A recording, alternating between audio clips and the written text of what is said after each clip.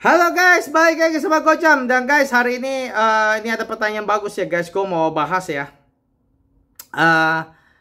Ini ada pertanyaan dari Bro Kevin Leonard. Nah, Bro Kevin ini gue inget nih ya. Gue inget Bro Kevin Leonard nih. Ya oke, kita masuk ya ke pertanyaan Bro Kevin ya. Ini bagus pertanyaannya. Bro Kevin bertanya, halo Bro Gojam, saya lagi bingung. Mau ambil Tag Heuer Aqua Racer 40 mili atau Tudor Black Bay 54? Tanda tanya. Race size kecil 16 cm. Sama kurang lebih kayak gua ya. Mau ambil Tag Heuer tapi brand image-nya jelek di dunia horologi. Sebetulnya saya juga lagi tunggu Omega Quarry Seamaster 300 Diver dengan case diameter di bawah 40 mm yang ceramic bezel. Bagaimana menurut Bro Gojam? Tanda tanya. Thank you bro. Oke, ini pertanyaannya bagus banget ya, dan gue bisa ngomong banyak nih. Gue hari ini gue mau jawab ini ya. Pertama, antara Tag Heuer Aqua Racer 40 mili sama Tudor Black Bay 54. Kalau lu tanya gue, ambil yang mana? Oke, kalau lu tanya gue bro, gue bakal bilang gue bakal ambil Tudor Black Bay 54. Kalau gue gitu. Kenapa? Karena Tudor Black Bay 54 itu kan 37 mm. Ya kan? Jadi secara proporsi ya menurut gua rasa lu race lu 16 cm itu kurang lebih kayak gua tuh 16,3 16,4. Jadi kita tuh sama, mirip-mirip gitu ya. Nah, gua pakai 40 mili bisa, pakai 41 pun masih bisa. Gua juga yakin 40 mili masih masuk, nggak ada masalah sebenarnya. 37 juga nggak apa-apa, gue pun bisa gitu. Malah gue lebih suka karena sekarang selera gue lebih ke jam kecil gitu. Tapi gue lebih suka Tudor Black Bay 54. Karena kenapa? Karena gue karena gue suka nggak ada tanggal. Tudor Black Bay itu nggak ada tanggal. Kalau Aqua Racer itu ada tanggal gitu. Nah, kalau orang yang suka tanggal, ya udah, lu kalau memang suka tanggal dan lu suka Aqua Racer, ya nggak ada masalah. Lu mau ambil Aqua Racer, gue nggak jadi soal. Ambil aja. Menurut gua Tudor Black Bay 454 sama Aqua Racer, kalau menurut gua sih Tudor Black Bay lebih bagus ya, karena satu kalau buat gua ya, dialnya lebih simetris karena nggak ada tanggal, lebih bersih gitu ya. Kecuali kalau lu mati hidup harus punya tanggal, ya udah, jadi lu pilih aja Aqua Racer. Kalau gua sih nggak peduli sama tanggal gitu. Terus udah gitu, kedua secara ukuran 37 mili menurut gua lebih bagus gitu ya. Tapi sekali lagi, lu mau 40 juga itu nggak ada masalah. Tapi kalau gue seleranya lebih kecil gitu, jadi gue lebih suka size 37 ya. Terus udah gitu juga secara desain Tudor Black Bay 54 ini lebih ikonik gitu ya. Karena itu kan Tudor Black Bay itu kan mirip Rolex Submariner kan gitu kan, diver paling ikonik satu dunia gitu. Jadinya sedangkan Aqua Racer tuh nggak seperti itu modelnya gitu loh. Jadi secara model juga lebih iconic Tudor gitu loh. Jadi udah gitu secara power reserve juga lebih panjang karena Tudor ini udah pakai in-house, sedangkan Aqua Racer masih pakai ETA gitu ya. Walaupun gue juga nggak ada masalah sama sekali gitu. Bukannya gue bukan orang yang kayak pakai ETA berarti jelek, nggak. Gue bukan orang kayak gitu. Tapi kelebihannya Tudor pakai in-house movement di sini adalah power reserve lebih panjang gitu loh. Jadi buat orang-orang itu mungkin mungkin itu merupakan sesuatu yang harus diperhitungkan gitu ya. Ya gue cuma kasih tahu aja nih kelebihannya Tudor gitu ya. Nah, jadi dari semua itu ya, power reserve lebih panjang, lebih kecil, lebih ikonik, terus udah gitu juga lebih bersih dial lah gitu ya. Nah, dengan pertimbangan itu gue akhirnya pilih Tudor Black Bay 54. Kalau misalnya disuruh pilih antara ini dan Aqua Racer gitu ya. Tapi sekali lagi bukan berarti Aqua Racer-nya jelek gitu ya. Gue udah lihat, gue bukan bilang jelek, tapi emang gue lebih suka Tudor Black Bay 54 aja sih. Dan menurut gue kalau lu mau pilih di antara dua ini, ya kalau lu suruh gue pilih, gue bakal pilih Tudor Black Bay 54 gitu ya. Nah, terus gue mau masuk lagi nih ke pertanyaan lu yang berikutnya ya. Terus lu bilang mau ambil Tag Heuer. Nah, oke. Lu berarti lebih suka Tag Heuer ya. Lu tanya gue lebih pilih mana? Kalau gue lebih pilih Tudor. Tapi lu bilang lu mau ambil Tag Heuer. Ya udah, kalau lu mau ambil Tag Heuer berarti lu mungkin lebih suka modelnya. Dan gak apa-apa, gak ada salahnya bro. Ini modelnya juga lumayan cantik sebenarnya menurut gua gitu ya. Cuma memang gua orangnya seperti gua bilang, gua lebih suka yang nggak ada tanggal gitu dan lebih kecil gitu. Tapi kalau lu suka Aqua Racer yang 40 ya nggak apa-apa, nggak ada masalah gitu loh, nggak ada masalah sama sekali gitu loh. Nah terus lu bilang, tapi brand image-nya jelek di dunia horologi. Nah ini yang gua mau sebab nih. Jadinya ragu. Nah ini yang gua mau bilang. Oke gini bro, ini gua mau lurusin ya. Gua mau lurusin. Lu harus ngerti. Tag Heuer ya. Tag Heuer itu lu bilang ya, lu bilang brand image jelek di dunia horologi. Iya, Tag Heuer itu memang brand image jelek karena Tag Heuer tuh pernah terlibat satu peristiwa ya. Kalau mungkin boleh dibilang kayak skandal gitu ya. Gitu ya, peristiwa gitu ya. Jadi ceritanya gini. Gue cerita sedikit lah tentang Tag Heuer ya. Tag Heuer itu kan sebenarnya dulunya adalah Heuer, ya kan. Nah, Heuer itu sebenarnya tuh bagus banget, brand bagus banget gitu. Bahkan itu brand tua, ya udah didirikan sebelum Rolex loh. Dia udah sejak tahun 1860, lebih tua dari Seiko bahkan. 20 tahun lebih tua daripada Seiko. Lebih tua dari Rolex hampir 50 tahun. Gitu ya. Ini brand Heuer ya dulu ya, tahun 1860 didirikan. Ini bukan brand yang main-main loh. Ini brand yang hebat banget. Dia jago bikin chronograph. Rolex itu gak ada apa-apanya. Dulu tuh secara sejarah Heuer sama Rolex itu Heuer lebih bagus daripada Rolex. Ini gue kasih tau aja. Tapi memang akhirnya sejak quartz crisis banyak company itu bangkrut, kesusahan ekonomi. Nah termasuk perusahaan ini Heuer akhirnya diambil sama sama perusahaan Tag. Akhirnya sejak diambil dicaplok, akhirnya namanya jadi berubah jadi Tag Heuer. Ngerti gak? Dari Heuer jadi Tag Heuer gitu. Nah sejak diambil sama Tag sama perusahaan Tag jadi Tag Heuer. Nah, ya perusahaannya, nah makanya inilah kenapa ini topik gue nggak mau terlalu bahas terlalu dalam ya karena bisa panjang banget ya. Tapi inilah salah satu sebab kenapa kalau orang yang benar-benar suka jam rata-rata masih lebih demen sama perusahaan yang independen ya. Dalam arti itu perusahaannya masih dikelola secara independen sama family gitu ya.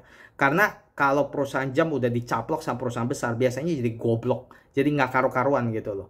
Nah, Tag Heuer ini termasuk salah satunya gitu. Dulu sejarahnya sangat kaya Heuer gitu ya. Udah sampai 100 tahun, akhirnya diambil sama grup ini, Tag ya. Akhirnya jadi mulai jadi rusak gitu loh. Karena yang ngambil ya bukan grup yang cuman profit. Dia nggak pedulin sejarah, nggak pedulin apa gitu.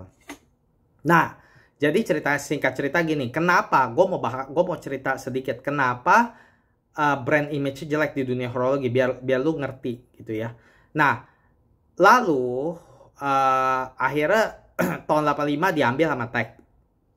Terus habis itu nggak lamaan diambil sama LVMH ya. LVMH itu besar sekali, grup besar sekali gitu ya. Zenith sekarang juga udah punya LVMH gitu. Nah, akhirnya singkat cerita tahun 2010 mereka akhirnya buat chronograph movement chronograph. Movement chronograph itu kan susah ya.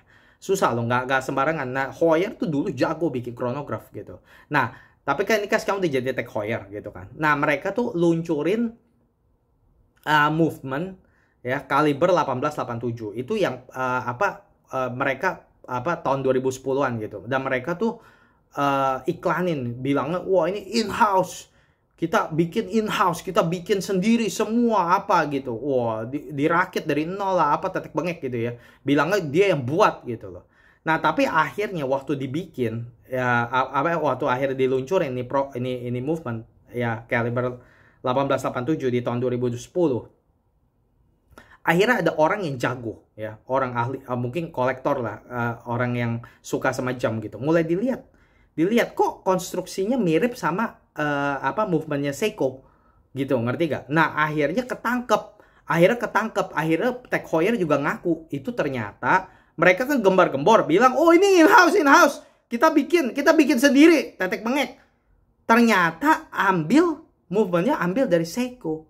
Nah, sejak kena skandal begitu, waduh, namanya Tag Heuer mampus. Langsung drop, benar-benar drop. Karena kenapa, bro? Karena perusahaan Tag Heuer itu kan perusahaan Swiss. Tapi dia berani pakai movement Seiko. Seiko itu apa? Jepang. Wah, itu bener-bener itu, aduh, itu kayak dosa besar banget gitu loh. Lu kan perusahaan Swiss, kok lu pakai movementnya Jepang? Ngerti gak? Bukan movementnya jelek, movementnya nggak jelek, tapi mereka perusahaan Swiss. Tapi kenapa ambil perusahaan Seiko punya jam? Apa punya movement gitu. Nah, mereka ambil tapi sama mereka dimodify. Dimodifikasi sedemikian rupa gitu loh. Nah, makanya soal movement ya, ini sebenarnya menarik sekali ya. Gue dari dulu sebenarnya pengen loh bikin ya tentang ngomong soal movement ya. Tapi soal movement luas banget gitu ya. Kadang-kadang gue bingung mulainya dari mana gitu ya. Tapi nantilah pelan-pelan gue mau coba bicarain soal movement ya. Gitu. Gue sih juga bukan orang yang sampai tergila-gila sama movement sih. Tapi gue suka kalau dengar sejarah-sejarahnya, gue agak sedikit ikutin gitu ya. Nah, ini gue cerita-cerita lah dikit lah ya, biar lu juga ngerti. Nah, jadi reputasi Tag Heuer, brand image-nya, reputasinya hancur adalah saat itu. Karena, jadi mereka hancurnya kenapa? Lu harus ngerti, kenapa hancurnya?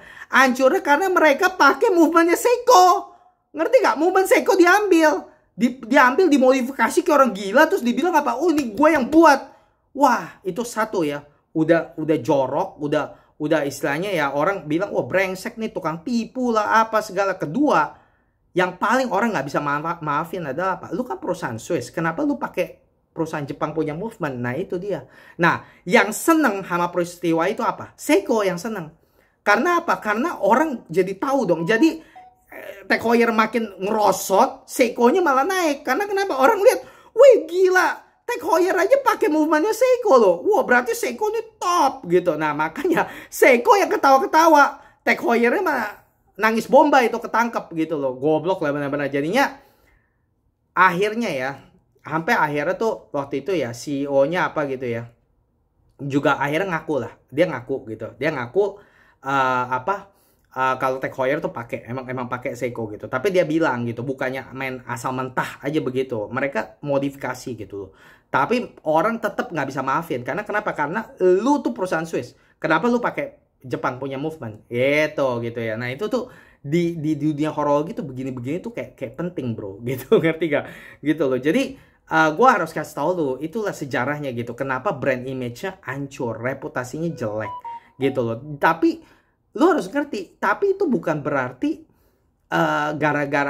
jadi brand image-nya jelek gara-gara pakai movement Seiko. Bukan gara-gara ya, oh Tag Heuer tuh produknya jelek. Bukan begitu gitu loh. Jadi lu harus ngerti gitu. Nah, apalagi di kasus lu ini, lu kan lagi pertimbangin antara Tudor Black Bay sama Aqua Racer. Nah, Aqua Racer aja pakainya ETA gitu loh. Jadi itu kan movement Swiss, ya kan? Jadi nggak relevan gitu. Ngerti gak maksud gua? Inilah kenapa gue cerita sejarahnya. Karena apa? Karena yang lu khawatirin tentang brand image Tag Heuer itu sebenarnya nggak relevan. Ngerti gak? Nggak relevan, sama sekali nggak relevan gitu loh. Dia, lu bilang, lu bilang apa nih?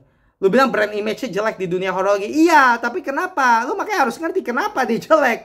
Karena dia pernah pakai movement Seiko, terus udah gitu dia bilang apa? Oh, ini movement gue sendiri nih, gue buat sendiri. Padahal bukan gitu, dan dia perusahaan Swiss gitu. Nah, kalau orang penggemar jam nggak suka sama kayak beginian gitu, lu perusahaan Swiss, lu harus pakai movement Swiss. Lu nggak boleh pakai movement Jepang gitu, ngerti gak? Mereka selalu bilang kayak, lu misalnya beli Mercy, tapi mesin apa? Mesin Toyota. Lu mau gak? Gitu. Nah, lu gak seneng kan? Nah gitu, ngerti ya?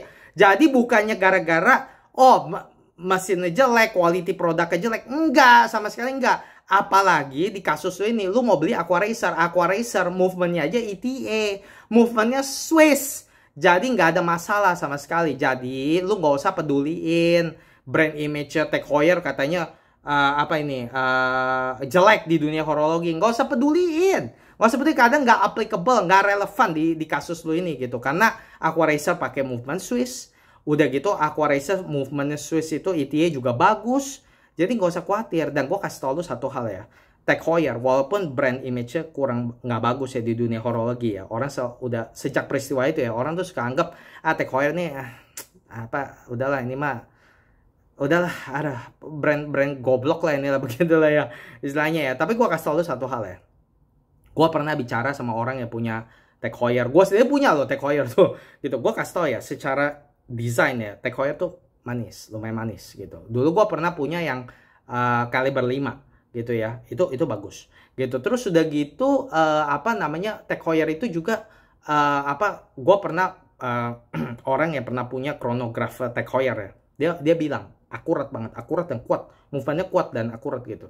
Jadi gue mau kasih tau gini, Tag Heuer walaupun image-nya nggak bagus di dunia horologi, tapi secara quality sebenarnya bagus. Jadi lu nggak usah khawatir gitu. Apalagi di kasus lu ini Aquaracer itu nggak ada applicable-nya sama sekali, nggak ada relevansinya sama sekali. Jadi lu nggak usah khawatirin gitu loh, ngerti gak maksudnya? Itu yang gue mau bilang gitu ya. Terus udah gitu lu bilang, saya sebetulnya juga jadi balik ya. Jadi maksud gue lu gak usah khawatirin. Jadi kalau misalnya lu memang mau ambil Aquaracer, ambil aja bro gitu. Kalau lu suka desainnya, ambil aja, gak usah khawatir gitu. Yang gak ada hubungannya sama brand image-nya, karena ini movementnya aja movement ETA, movement Swiss. Terus udah gitu lu bilang, saya sebenarnya juga lagi nunggu Omega Quartz Seamaster 300 Diver under 40 mm. Bagaimana menurut Goja? Menurut gua nggak usah ditunggu. Nggak usah ditunggu. Karena kenapa? Karena tuh Omega ya, trennya ya. Lu kalau lihat jam Omega, gue tuh udah give up lah bro. Kalau sama Omega punya ukuran ya. Dari dulu tuh ya, orang tuh udah banyak kritik Omega. Salah satu kritikan terhadap Omega adalah ya, jamnya itu ya, mereka tuh harusnya tuh bikin jam lebih kecil, tapi mereka selalu bikinnya lebih gede. Mereka tuh bukannya size down, tapi size up. Ngerti gak? Jadi lu udahlah, lu nggak usah mikir, lu nggak usah mimpi lah, tunggu. Mungkin nggak terjadi 300 si Master 300 suatu hari dia bawa 40 mm. Mungkin nggak? Mungkin. Apapun mungkin. Tapi kalau gue sih, gue nggak mau terlalu andai-andai. Karena kenapa? Karena Omega tuh emang capek. Lu sekarang lihat si Master mereka semua 42 mili, ya kan? Bahkan yang limited editionnya aja yang Bond, yang terkenal, yang Bond 42 juga kan, lagi kan. Jadi gue rasa susah lah. Dan begitu, lu harus ngerti ya, Omega ini kan dimiliki sama Swatch Group. Ya, mereka tuh corporation. Dan mereka tuh, gila duit, gila profit gitu. Marketnya mereka adalah tuh, banyakan tuh orang bule gitu loh. Mereka tuh mereka tuh mau jam tuh yang, yang kalau misalnya dikecilin ya, misalnya 40 atau gimana gitu ya. Ada orang tuh yang biasanya ya, yang gua tahu tuh ya, sentimennya tuh adalah tuh kurang sporty, karena mereka tuh maunya yang makin gede jadi sporty, apalagi kalau buat tangan orang bule. Kalau kita buat tangan kita orang Asia, memang 42 kayaknya udah agak-agak besar. Tapi kalau buat orang bule 42 tuh bagus-bagus aja gitu loh. Dan kalau jujur ngomong, menurut gua sih, kalau gua lihat trennya ya, Omega sih bukannya trennya makin kecil, tapi walaupun tren jam tangan memang makin lama makin kecil, tapi Omega nih nggak tahu lah, kalau suatu hari dia buat 40 mili pun menurut gue bakal lama lah. Jadi menurut gue nggak usah ditunggu gitu loh, bakal lama lah menurut gue gitu loh. Kalaupun mereka bakal buat, itu bakal lama dari sekarang gitu. Tapi itu pun belum tentu jamin bakal mereka buat. Kalau menurut gue sih mungkin juga nggak bakal dibuat gitu, karena dari dulu juga 42 si masternya nggak pernah tuh jadi 40 gitu loh. Dan mereka selalu aja, lu lihat jam-jamnya deh, semua deh gede-gede gitu loh, nggak pernah bisa kecil-kecil gitu. Tapi memang jam Omega, gue udah pernah punya beberapa jam Omega. Jam Omega itu ya, laknya itu dia tuh agak kayak gimana gitu ya. Jadi kalau begitu lu pakai ya, walaupun dia 42 mili, tapi jatuhnya kayak lebih kecil, seolah-olah kelihatan secara visual tuh lebih kecil, seolah-olah gitu loh, karena lak desainnya gitu loh. Nah, makanya itu dia, menurut gua tuh kayaknya susah lah bro untuk ngarapin Omega bisa bikin 40 mm gitu. Rasanya mereka akan bakal terus bikin 42 gitu loh kalau menurut gua gitu. Perusahaan walaupun tren jam tangan sekarang mulai balik ya ke agak mengecil ya, tapi gua lihat perusahaan-perusahaan jam tangan masih suka kayak bahkan kayak misalnya Rolex saja gitu ya. Kadang-kadang jam tangannya sebenarnya 40 gitu, tapi dia bisa taruh 41. Dia pengen kayak seolah orang gede, biar orang pikir jamnya gede gitu loh, ngerti gak?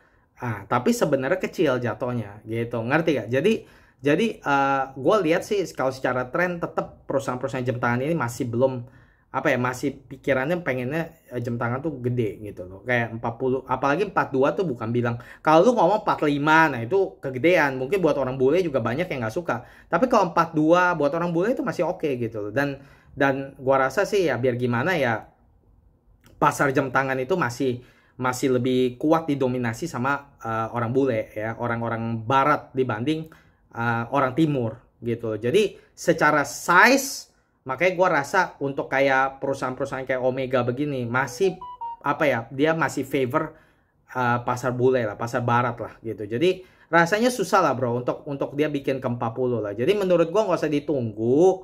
Kalau memang lu suka sama Aqua Racer karena dia 40 ya, udah nggak usah andai-andai lah. Aduh, tunggu Omega bakal buat 40 gitu ya. Mau sampai kapan? Lu mau tunggu sampai kapan?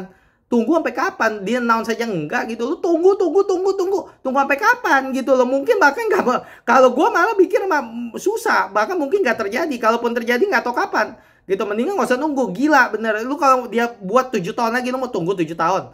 Nah, gue bilang itu mah rugi namanya. Itu mah rugi namanya. Dia kalau buat 5 tahun lagi aja juga lu tunggu buat apa? Begitu. Mendingan lu beli Aqua Racer, lu udah nikmatin 5 tahun. Nah, itu jauh lebih worth it. Ya gak betul? Lu beli Aqua Racer langsung udah happy gitu kan, 5 tahun lo gitu kan. Jadi jangan nunggu-nunggu lah, bego kayak gitu.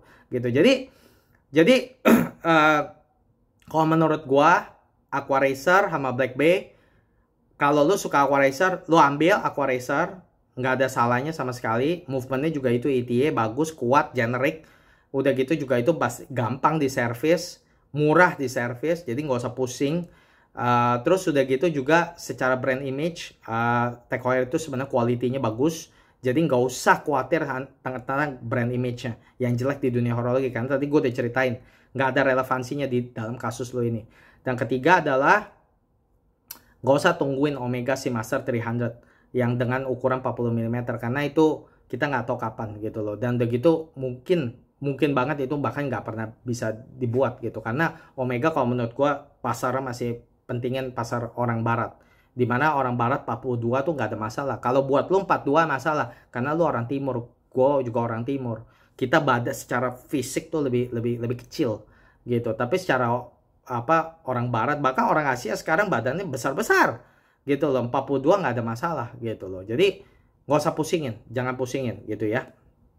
Jadi udah, kalau lu mau suka Aqua Racer ambil aja bro, jangan nungguin Omega Seamaster 40 karena mungkin banget loh. Kalau menurut gue mungkin banget, bahkan nggak akan dibuat sih kalau menurut gue. Kalau menurut gue susah, chance-nya buat dibuat itu sangat-sangat tipis gitu. Kalaupun ada, nunggu lama banget lah, buat apa kayak begitu. Lu nunggu sesuatu yang nggak pasti begitu, itu mah nggak bener gitu loh. Oke, jadi begitu aja ya Bro Kevin ya. Semoga ini membantu. Guys, kalau misalnya kalian suka horologi jam tangan guys, tolong guys subscribe channel ini, support channel Gojam. Kalian subscribe, dan kalau kalian suka ini video, kalian klik like.